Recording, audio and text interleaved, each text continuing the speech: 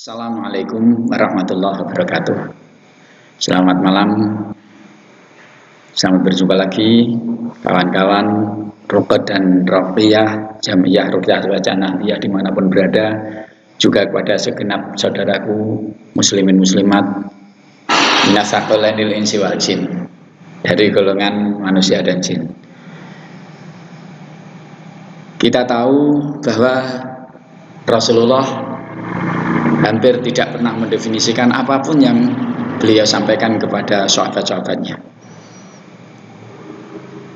Tidak terkecuali tentang ruqyah ini, kawan-kawan, Rasulullah tidak pernah mendefinisikan apa itu ruqyah atau ruqyah itu harus bagaimana. Tidak ada definisi yang khusus, meskipun ada batasan-batasannya. Karena tidak ada pendefinisian yang khusus itulah, maka wajar kemudian ulama-ulama mempunyai definisi yang berbeda satu dengan yang lain. Dan di antara hal yang bisa kita jadikan rujukan bahwa Rasulullah tidak mendefinisikan khusus, bahkan kadang mengungkap kata ruqyah, pola ruqyah dengan kata yang berbeda. Salah satunya kita bisa merunut pada hadis yang diriwayatkan oleh sahabat Abu Sa'id Al-Khudri radhiyallahu anhu.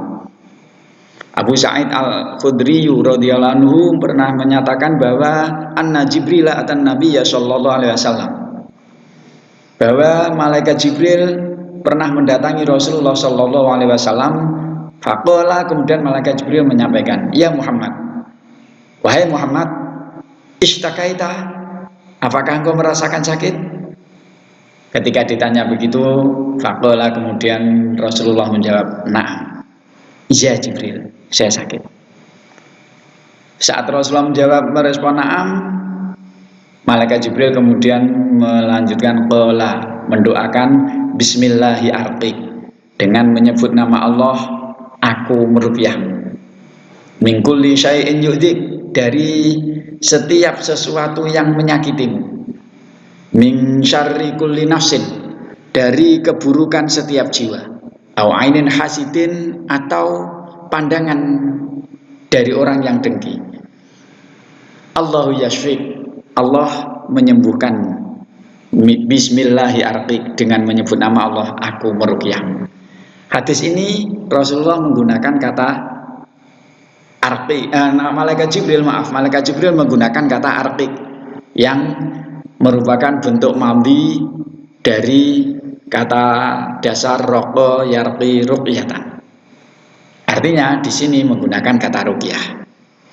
Namun hadis lain, Rasulullah pernah mendoakan perlindungan kepada dua cucu beliau, yang mana Rasulullah dalam doa perlindungan ini juga menyebutkan bahwa doa ini yang dipakai oleh Nabiullah Ibrahim ala nabiyina wa alaihi salam.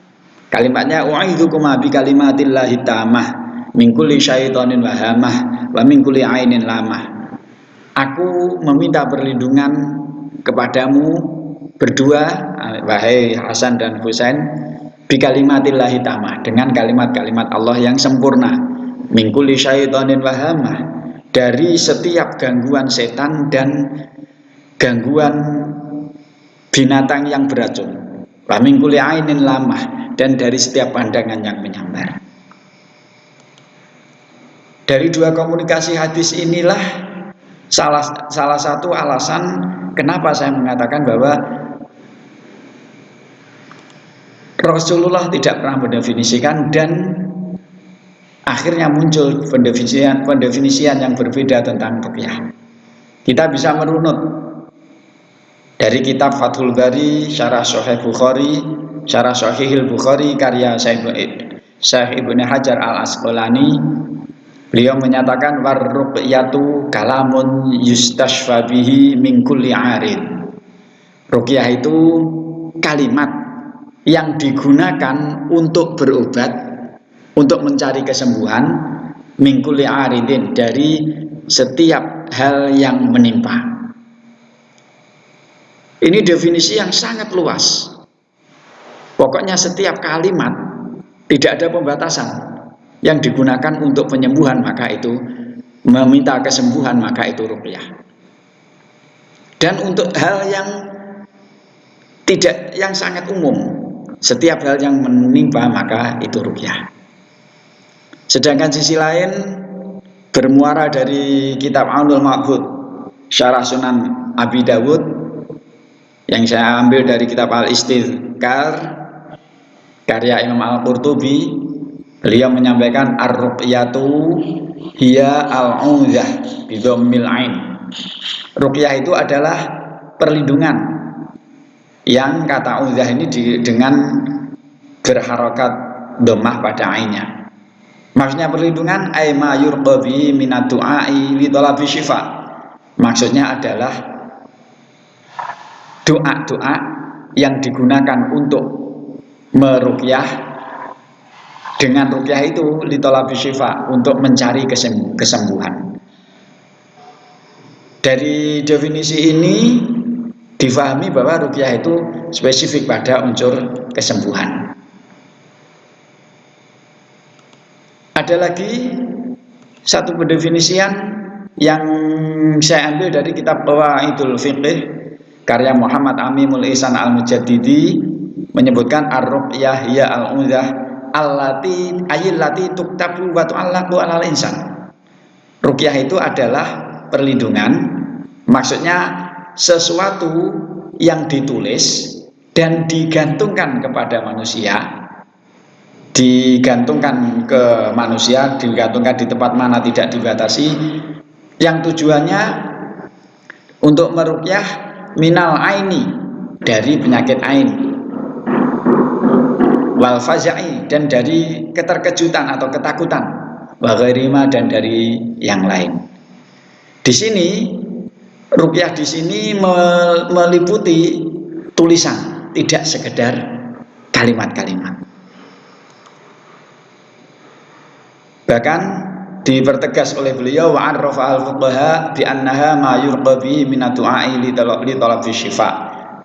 Ini pendefinisian fuqaha yang tersampaikan di kitab Aunul Ma'bud tadi. Hanya Muhammad Amim Al-Ihsan Al-Mujaddidi memberi tambahan wal farqu baina ruqyah wa tamimah. Kenapa? Karena beliau memberikan kata allati tuktabu wa tu'allaqu, yang ditulis dan digantungkan. Sedangkan yang ditulis dan digantungkan ke seseorang itu identik dengan istilah tamimah. Soal apa itu ruqyah dan apa itu tamimah, bagaimana hukumnya, nah itu nanti saja. Saya hari ini hanya membahas tentang definisi. Ikhwani al-kiram, saudara-saudaraku yang semoga senantiasa dipayungi kasih sayang oleh Allah. Dari keterangan di atas tadi kita bisa paham, bisa kita simpulkan bahwa ruqyah itu tidak harus menggunakan Al-Quran. Ruqyah itu tidak harus menggunakan bahasa Arab. Ruqyah itu apa? Ya semua kalimat, semua kata-kata. Bahkan yang ditulis pun bisa masuk dalam kategori ruqyah.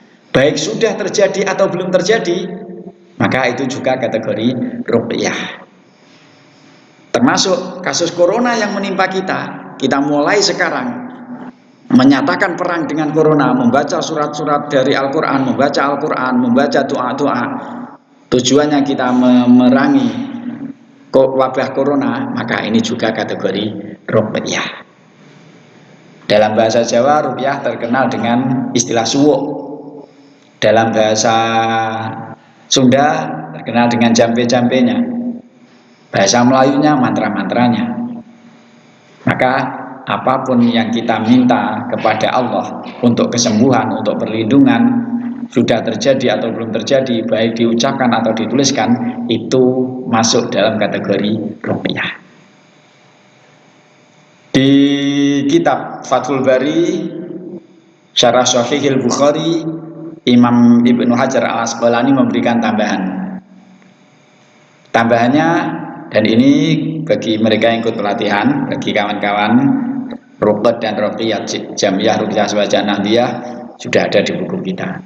Laqad ajma'al ulama'u, bahwa ulama-ulama sungguh telah bersepakat, berkonsensus sepakat konsensus ala jawazir ruqyah inda istima'i salasati syurut, bahwa ruqyah itu boleh ketika di situ terkumpul 3 syarat.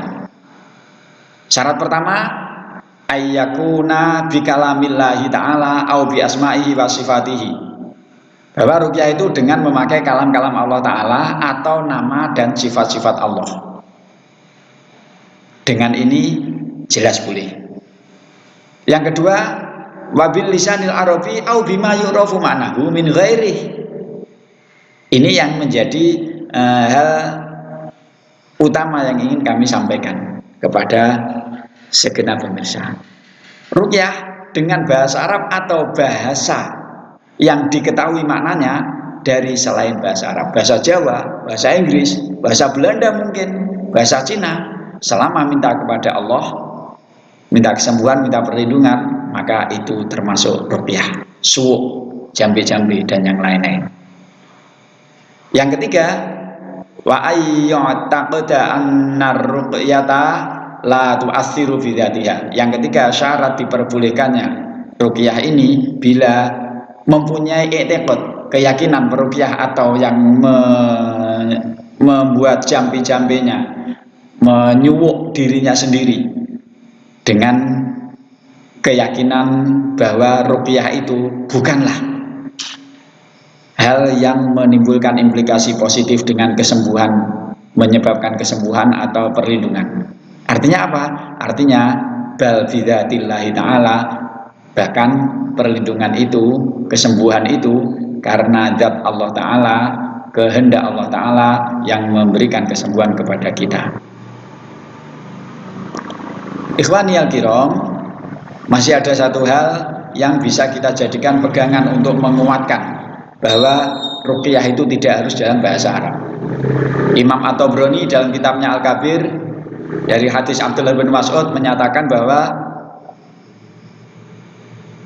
dzukira 'inda Nabi sallallahu alaihi wasallam ruqyatun minal hummah, diceritakan kepada Rasulullah, di sisi Rasulullah tentang ruqyah dari penyakit yang ditimbulkan karena gigitan binatang yang berbisa.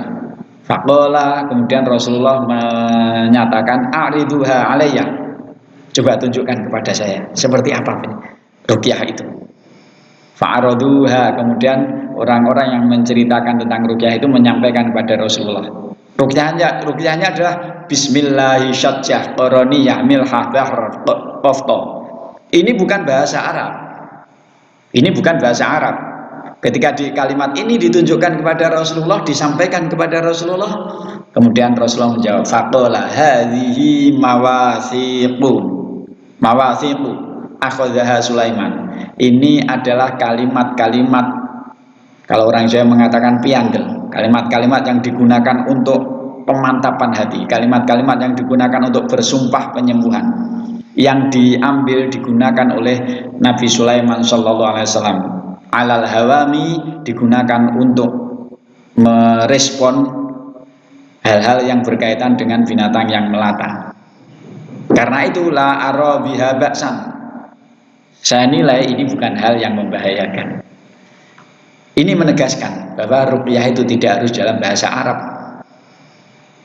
Yang penting diketahui maknanya dan jelas minta kepada Allah. Serta yang ketiga, kita memintanya dengan keyakinan bahwa kesembuhan, perlindungan itu dari Allah, bukan dari yang lain. Syukran ala timamikum wal afa minkum. Hadanallahu wa iyyakum sabilar rasyad. Wassalamualaikum warahmatullahi wabarakatuh.